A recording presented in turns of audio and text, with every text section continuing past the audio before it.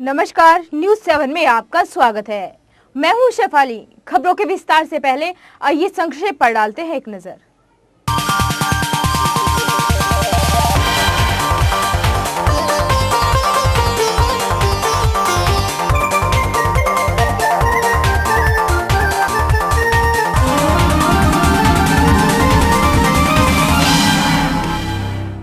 लंबे ग्रीष्मकालीन अवकाश के बाद शुक्रवार से नगर के अधिकांश स्कूल और कॉलेजों में रौनक लौट आई है।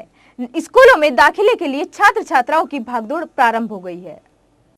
उत्तर प्रदेश माध्यमिक शिक्षा बोर्ड और राज्य सरकार से मान्यता प्राप्त विद्यालयों में दाखिलों के लिए भागदौड़ प्रारंभ हो गई है। विभिन्न गांवों और अन्य स्कूल से आए छात्र छात्राएं अपने दाखिले के लिए फॉर्म भरते नजर आए। जूनियर हाई स्कूल की कक्षा पास कर हाई स्कूल में आने वाले छात्र छात्राएं विषयों को लेकर काफी चिंता की स्थिति में नजर आए, क्योंकि अभी तक जो शिक्षा उन्होंने ग्रहण की है उसमें स्कूल की मर्जी के अनुसार विषय मिलते हैं, लेकिन हाई स्कूल की शिक्षा में कुछ पसंद छात्र छात्राओं की भी शुरू हो जाती है। विज्ञान या गृह विज्ञान, कृषि या आर्ट अथवा कॉमर्स, इन विषयों को लेकर छात्र छात्राएं काफी जद्दोजहद में नजर आए और अपने सहपाठियों से विषयों को लेकर चर्चा करते हुए नजर आए। इस वर्ष हाई स्कूल का रिजल्ट पिछले वर्षों की अपेक्षा बेहतर रहा, जिसके चलते 11वीं में दाखिलों को लेकर भी काफी मारामारी शुरू हो गई। बेहतर रिजल्ट को देखते हुए विभिन्न स्कूल कॉलेजों ने छात्र छात्राओं के दाखिलों के लिए अपनी शर्तें बताना शुरू कर दिया है। उधर CBSE से मान्यता प्राप्त स्कूलों में ग्रीष्मकालीन अवकाश के बाद पहले की तरह रौनक लौट आई है। कुछ स्कूलों में तो पहले के दिन ही पढ़ाई का सिलसिला शुरू हो गया, वहीं कुछ स्कूलों में केवल गर्मियों की छुट्टियों की खुमारी उतारने में बीत गया। हम सरस्वती शिशु मंदिर के छात्र हैं। हमने बहुत दिनों की छुट्टियां मना के अब हम स्कूल आए हैं। हम अब मन लगा के पढ़ाई करेंगे। मैं सरस्वती विद्या मंदिर में की छात्र हूँ। अब बहुत दिनों की छुट्टियों के बाद हम स्कूल आ रहे हैं। अब हम अपना मन लगाकर पढ़ाई करेंगे। अपने विद्यालय का नवीन सत्र प्रारंभ हो गया और चूँकि विद्यालय में प्रतिवर्ष ही जब प्रारंभ का दिन होता है तो सभी भैया बहनों के मन में एक अच्छा धार्मिक भाव, पूजा भाव उनके मन में रहे, तो इस नाते से माँ सरस्वती का हवन करवाते हैं और माँ सरस्वती के हवन में सभी भैया बहन सम्मिलित होते हैं। आज ये हमारे स्कूल में जो है वो हिंदी और व इंग्लिश मीडियम की जो है वो शिक्षा दी जा रही है, नर्सरी से कक्षा 5 तक। उससे आगे हमारा जो है वो हिंदी मीडियम का स्कूल है, जिसका रिजल्ट जो है 9th क्लास और 10th क्लास में जो है 99% रहा है। इस साल बहुत ही अच्छा रिजल्ट रहा है। भारतीय पब्लिक जूनियर हाई स्कूल में पढ़ता हूँ और हमारा स्कूल बहुत ही अच्छा है और हमें इसमें बहुत ही अच्छी तरीके से पढ़ते हैं और जो हमारे शिक्षक पढ़ाते हैं हम बहुत अच्छी तरीके से पढ़ते हैं। हमारे स्कूल का नाम भारतीय पब्लिक जूनियर हाई स्कूल है। जो हमारे टीचर हमें पढ़ाते हैं हम बहुत ही मन से उसे पढ़ते हैं और आगे भी हम ऐसे ही पढ़ते रहेंगे। पंजाब नेशनल बैंक शामली से रुपये निकालकर ले जा रहे ग्रामीण का अज्ञात उठाई गिरोह ने 2 लाख रुपए का थैला उड़ा दिया। घटना के संबंध में ग्रामीण ने शामली कोतवाली पुलिस को तहरीर दी।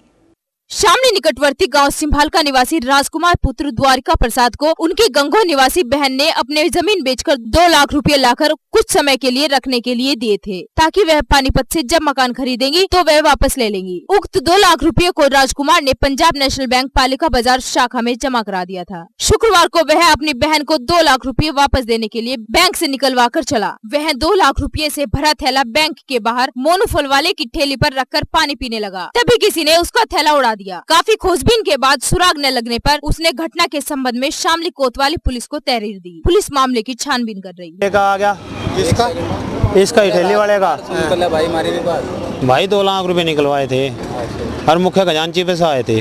लास्ट में काउंटर हो ऐसा उस पे से आ रही बताना तो लग रहा है यार, वही पोजीशन तो बता रहा मैं। तो फिर यंगे उसका पापा आ गया। उसका पापा कहने लगा और ठीक मैं कहा वो भी रखो आकर मैं भी। उसके बाद में एक लड़का आया बस वो, और उसके बाद में जब सोनू आ गया पैसे देख के पैसे गायब, पूरा थैला का थैला गायब है। वो है हाँ वो है वो जय मैंने करा नो मतलब ले गया। अगर वो याद है पैसे गायब हो गए। अरे भाई ऐसा हुआ तुम्हें एहसास तो जब ही हो गया तुरंत मतलब 10 मिनट लगी होगी, मुश्किल था 10-5 मिनट लगी होगी आने में। 10 मिनट में तो कहीं का 2 लाख रुपए लेकर भाग गए। शामली की छात्रा ने महाराष्ट्र के राष्ट्रीय संत तुगलोजी महाराज विश्वविद्यालय में लगातार दूसरे वर्ष सर्वोच्च स्थान प्राप्त किया है। हिमानी बचपन से ही पढ़ने में बड़ी होशियार और मेहनतशील लड़की है।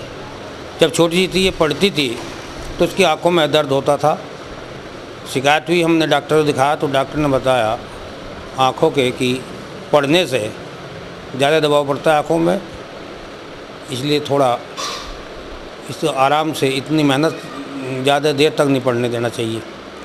हिमानी ने इंटर पास कन्या गुरुकुल पाठशाला भैंसवाल से करने के बाद में हिमानी के बारे में हमने विचार किया कि इसका कौन सा कोर्स किया जाए इंटर के बाद। तो हमारे पुष्पेंद्र भारद्वाज जी ने कहा कि इसको बीपीएड का कोर्स कराया जाए, जिसके लिए हिंदुस्तान में शारीरिक शिक्षण संस्थाएं नागपुर में सर्वोत्तम है।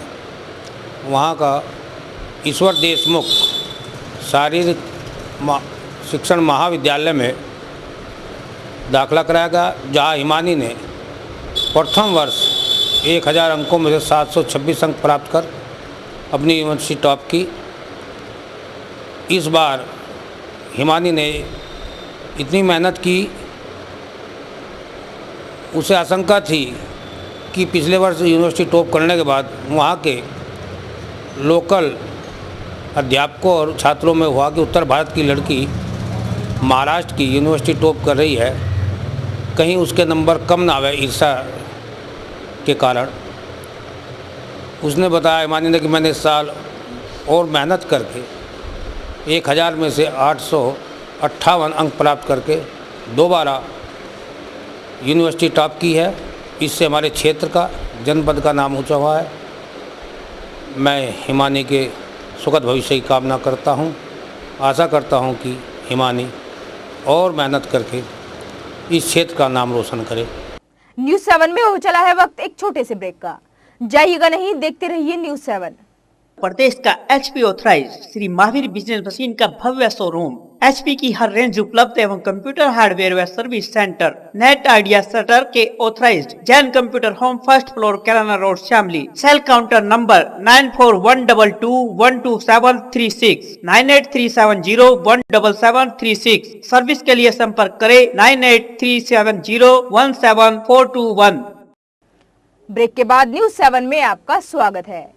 शामली नगर के मोहल्ला पंसारियान में बीमारी के कारण मरे एक लावारिस व्यक्ति का मोहल्ले के नागरिकों ने सामूहिक रूप से अंतिम संस्कार कर दिया।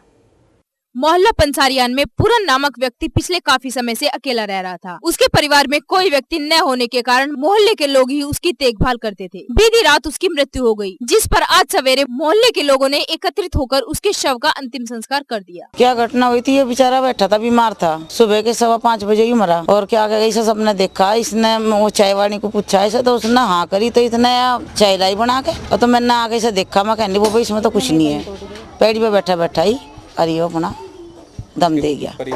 परिवार वाला इसका कोई नहीं था, मोहल्ले वाला इसका परिवार था। अंतिम संस्कार सब मोहल्ले वाला कर रहा है इसका।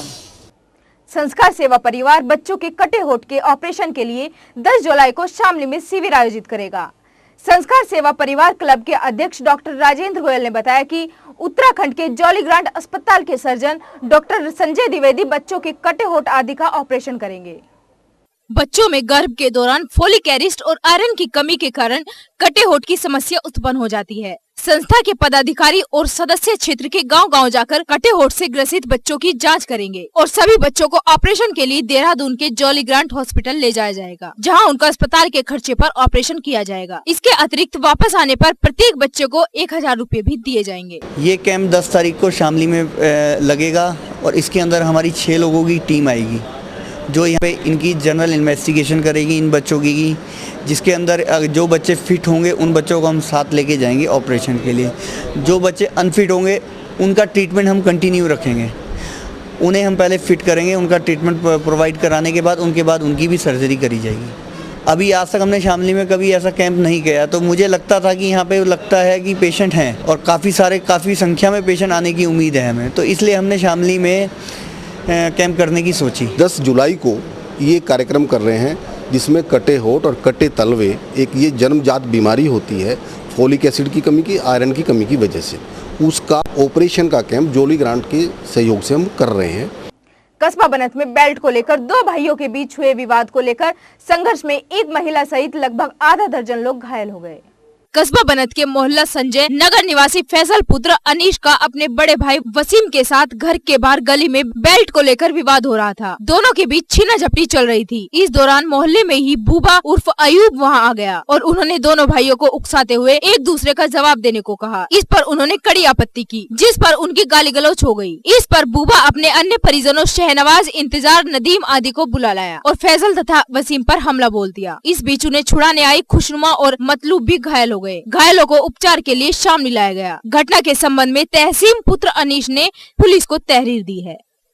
मेरा लड़का छुटा रहा था, हाँ, इतने चोट मेरे 2 जनों के लगी और एक बल्कि बस एक की तो मैं बताती भी नहीं, 2 जनों के मेरे चोट लगी और उनके एक के लगी। बस झगड़ा पीछे हो यार जी, हम तो शादी में लगे हैं, सब बच्चे हमारे सब पूरा परिवार सारे ने हमारे पे चढ़ाई करी। बूबे ने, बूबे के बहू ने, बूबे के लड़की ने, बूबे के सारे परिवार ने हमारे पे चढ़ाई करी खाड़े। उन्होंने लड़कियों पे औरतों पे हमारे पे सब पे हमला करा। हम तो सब शादी में लगे, हमें कुछ पता नहीं क्या हो रहा क्या नहीं घर का, हमें हम दूसरे मोहल्ले में बात कर रहे हैं। किसके लगी चोट? हमारे फैसल के लगी है, फैसल के अस्पताल में गया हुआ है। अब डॉक्टर का तो जो है डॉक्टर को लेके जा रही, मुझे मालूम नहीं क्या हो रहा है। डॉक्टर को बता दी, अभी मुझे पक्का नहीं पता।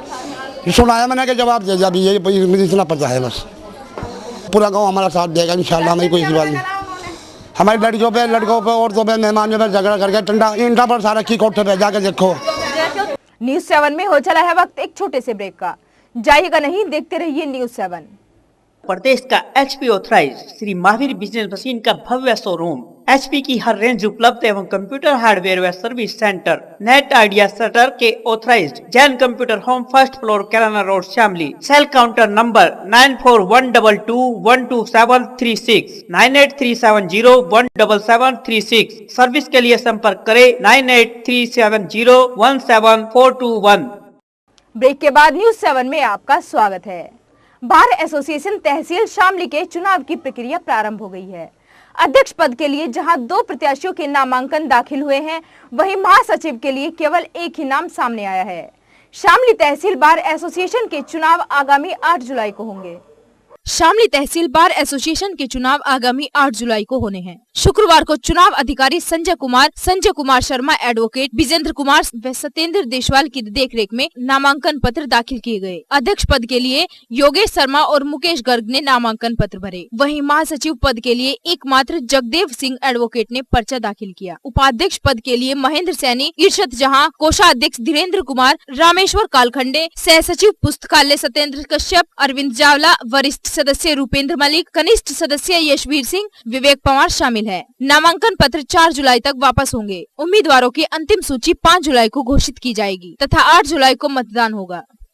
शामली बार एसोसिएशन में चुनाव है और उसके लिए मैंने उपाध्यक्ष के लिए नामांकन किया है। अध्यक्ष पद के लिए मैं पर्चा भरा है 2011-12 के लिए। हाँ, पहले मैं दो बार पहले रह चुका हूँ मैं उपाध्यक्ष के लिए।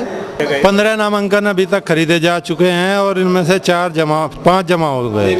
टोटल नामांकन जो है 8 हो चुके अभी तक।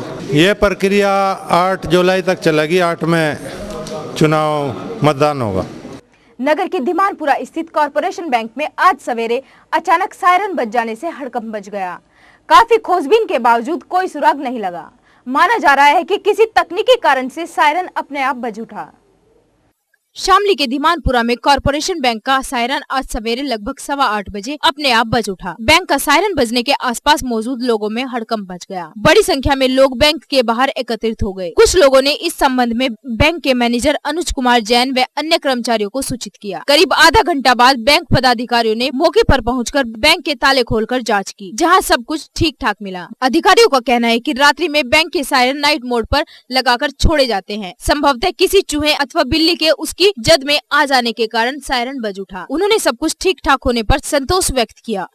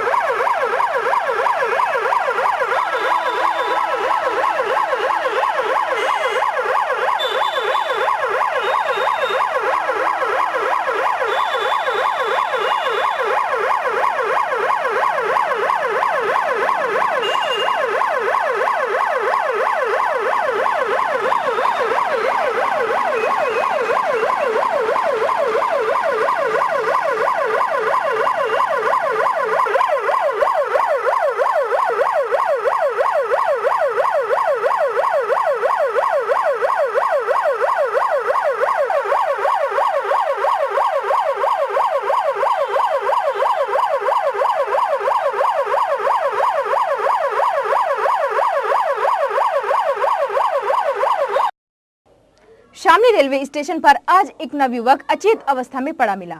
रेलवे सुरक्षा बल ने युवक को शामली राजकीय चिकित्सालय में भर्ती कराया है।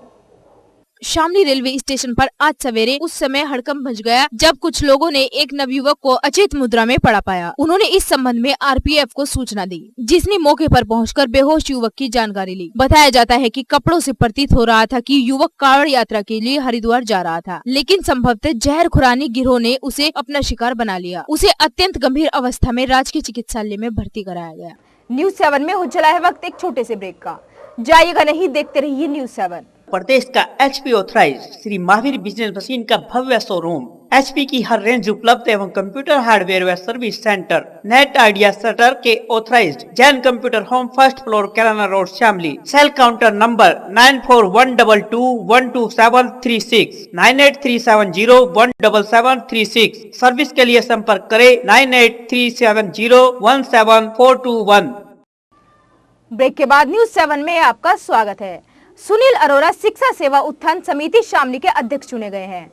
नगर के टंकी रोड स्थित राजा रानी विवाह मंडप में शिक्षा सेवा उत्थान समिति शामली का प्रथम अधिष्ठापन समारोह आयोजित किया। शिक्षा सेवा उत्थान समिति शामली के कार्यक्रम के मुख्य अतिथि सुभाष तोमर, विश्व पुलिस चैंपियन कमांडेंट BSF थे। कार्यक्रम की अध्यक्षता आर्य समाज शामली के संरक्षक रघुवीर सिंह आर्य ने की। अधिष्ठापन अधिकारी डॉक्टर विपिन कौशिक ने समिति के पदाधिकारियों अध्यक्ष सुनील अरोरा, सचिव कमलवीर सिंह, कोषाध्यक्ष अजय चौधरी, उपाध्यक्ष मनोज मित्तल, सह सचिव मुकेश वर्मा को पद की शपथ दिलाई। नगर के मेधावी छात्र विकास वर्मा पुत्र अनिल वर्मा को कक्षा 12 में जिले में प्रथम स्थान प्राप्त करने पर सम्मानित किया गया।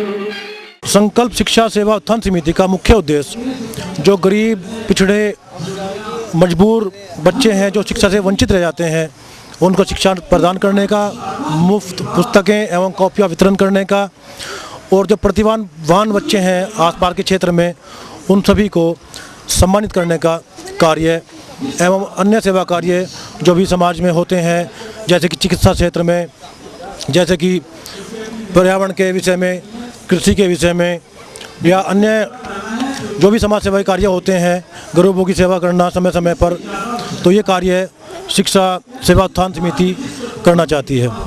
तो आपके माध्यम से मैं सभी नगरवासियों से निवेदन करना चाहूँगा कि संकल्प शिक्षा सेवा उत्थान समिति में समय समय पर अपना सहयोग एवं योगदान कर उसमें सहयोग करें, क्योंकि प्रत्येक नागरिक का दायित्व बनता है कि जब तक हमारा समाज शिक्षित नहीं होगा तब तक इस समाज का उत्थान किसी भी हालत में नहीं हो सकता। शिक्षा इस देश की सबसे बड़ी समस्या है।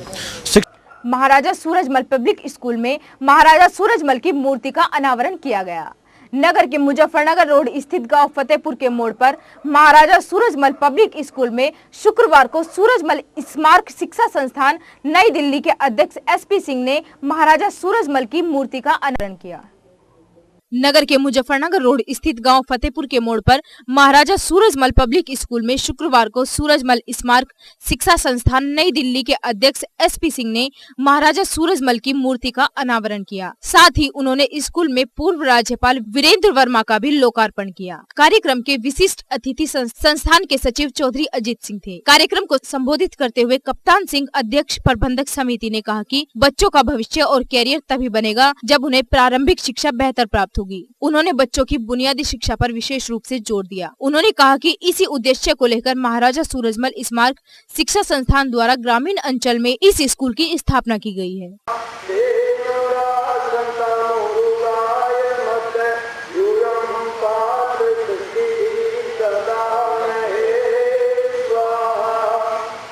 क्या आप जानते हैं देश में पहली रेल कहां चली? शायद आप यही कहेंगे कि 1853 में मुंबई और थाने के बीच, नहीं बल्कि 1851 में रुड़की और पिरान करियल के बीच चली। ये बात आपको हैरान तो कर सकती है, लेकिन हकीकत यही है। गंगा नहर पर सोलानी सेतु के निर्माण के दौरान स्टीम इंजन थॉमसन ने 22 दिसंबर 1851 को कार्य करना प्रारंभ किया था। इसका प्रयोग रुड़की और पिरान कलियर के बीच जमीन की खुदाई संबंधी कार्यों को निपटाने के लिए किया गया था। इंजन को डिजाइन डेविड जॉय ने किया था। नामकरण समकालीन इंग्लैंड की स्वीडिश गायिका जेनी लिंड के नाम पर किया गया था। बाद में इसका नाम उत्तर प्रदेश के लेफ्टिनेंट गवर्नर थॉमसन के नाम पर किया गया था, जिन्होंने रुड़की में इंजीनियरिंग कॉलेज की स्थापना में प्रमुख भूमिका निभाई थी। इसका प्रमाण रुड़की IIT की सेंट्रल लाइब्रेरी में उपलब्ध है। इसी आधार पर रेलवे विभाग ने उत्तर रेलवे के अमृतसर स्थित मैकेनिकल वर्कशॉप में इसके फुल साइज मॉडल का निर्माण करवाया। 2 जुलाई 2005 को इसका अनावरण रुड़की रेलवे स्टेशन पर किया गया। रुड़की और पिरान कलियर के बीच में 22 दिसंबर 1851 में चला था और इसका प्रमाण ये कोटले की जो पुस्तक है जिसका नाम है report on the Ganga canal works volume 2, इसके पेज नंबर 446 और 447 में है। इसका पहले नाम जेनी लिंड था, लेकिन बाद में जब ये यहाँ पे आया तो इसका नाम थॉमसन कर दिया गया। अब कहता हूँ थॉमसन जो थे वो लेफ्टिनेंट गवर्नर थे नॉर्थ वेस्ट प्रोविंस के, जिन्होंने गंगा कैनाल का पूरा खाका तैयार किया था। इसके बाद शुरू में इसकी स्पीड करीब 6 किलोमीटर थी, यानी कि 4 मील थी, जो बाद में बढ़ के इसकी स्पीड करीब 10 किलोमीटर या 6 मील के करीब हो गई। तो यही सारा कुछ इस पुस्तक में दिया हुआ है और इसका पूरा डिटेल जो है वो इस पुस्तक में है, लेकिन ये बहुत दिन काम नहीं कर पाया। इसके हिसाब से, इस पुस्तक के हिसाब से करीब 9 महीने तक ये काम करता रहा, लेकिन बाद में किसी वजह से इसके अंदर आग लगी, जिसके पाइप वगैरह इसके जल गए और इसने काम करना बंद कर दिया। रिसर्च की और रिसर्च करने के बाद पता किया भाई ये कौन सा इंजन सबसे पहले था, इसका क्या इसकी डायमेंशंस थी, क्या इसके स्पेसिफिकेशंस थे। उसके बाद रेलवे को मुहैया कराया गया और रेलवे ने इसको एक्नॉलेज करते हुए हमारे पुराने केंद्रीय पुस्तकालय में एक प्लेट लगाई और उसके बाद इसका मॉडल फिर अपने वर्कशॉप में तैयार कराया। रुड़की रेलवे स्टेशन पर लोको इंजन थॉमसन के मॉडल का अनावरण तो कर दिया गया, लेकिन समुचित देखरेख के अभाव में यह इंजन धूल फांक रहा है। हर शनिवार और रविवार को इसके चलाए जाने के दावे भी खोखले नजर आ रहे हैं। जरूरत है ऐसी ऐतिहासिक धरोहर को संजो कर रखने की, ताकि आने वाली पीढ़ी जेनी लिंड की छुक छुक सुन सके। आज के इस प्रोग्राम में बस इतना ही। हम फिर हाजिर होंगे कुछ और दिलचस्प खबरों के साथ। तब तक के लिए हमें दीजिए इजाजत। नमस्कार।